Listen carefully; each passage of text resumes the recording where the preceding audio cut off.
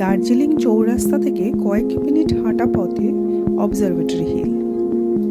ডান দিকের রাস্তাটা পাহাড় ঘিরে চলে গেছে দূরে, বাম পাশে মহাকাল মার্কেট আর ডান পাশে খাদ।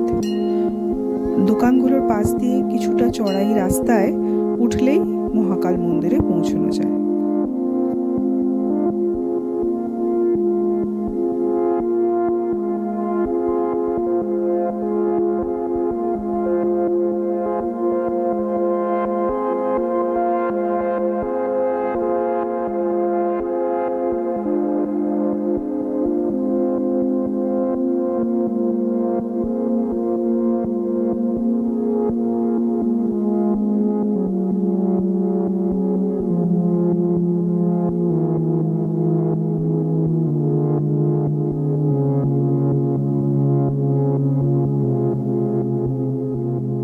মন্দিরের সামনেই যে তরুণ, তার ডান দিকে ড্রাগনের মূর্তি। মন্দিরের দেওয়ালের গায়ে কালো পাথরের লিঙ্গ, তার নিচে 3টি সোনার আবরণে ঢাকা ছোট আকারের লিঙ্গ। এই লিঙ্গ স্বয়ম্ভু লিঙ্গ। শিব লিঙ্গের নিচে লিঙ্গ 3টি হলো ব্রহ্মা, বিষ্ণু ও মহেশ্বর।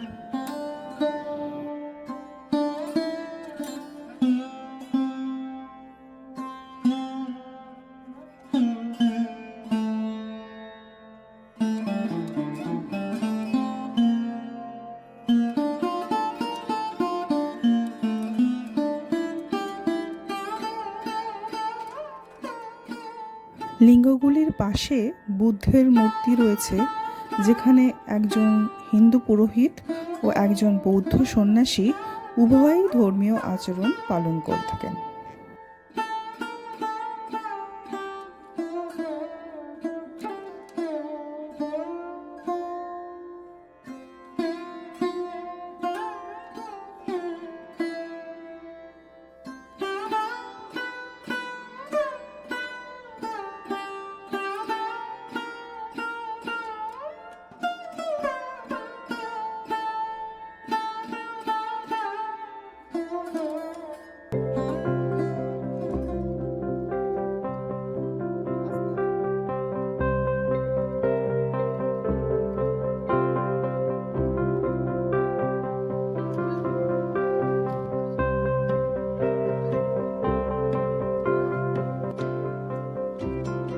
(1782 সালে বৌদ্ধ লামা দর্জের ইঞ্জিন এই স্বয়ম্ভু লিঙ্গ দেখতে পান। তিনি এই মন্দির প্রতিষ্ঠা করেন। পাথরের মেঝের উপর এই মন্দির।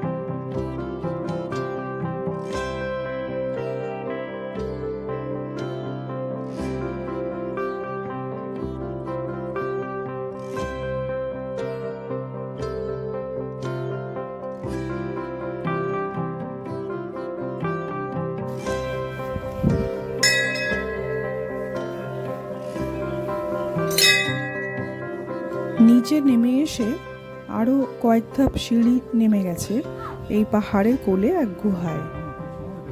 গুহাটা যেন পাহাড়ের ওপর ঝুলে আছে। এই গুহাতে দুর্গা ও 7 কন্যা দেবী মন্দির। গুহার ভিতরে ছাদ এতটাই নিচু যে মাথা নিচু করে ঢুকতে হয়। গুহার পিছনে পাথরের ফাঁকে একজন মানুষ যাওয়ার মতো পথ গিয়েছে, কিন্তু ওই পথে যাওয়া নিষেধ। শোনা যায় একজন ওই পথে গিয়ে আর ফিরে আসেনি।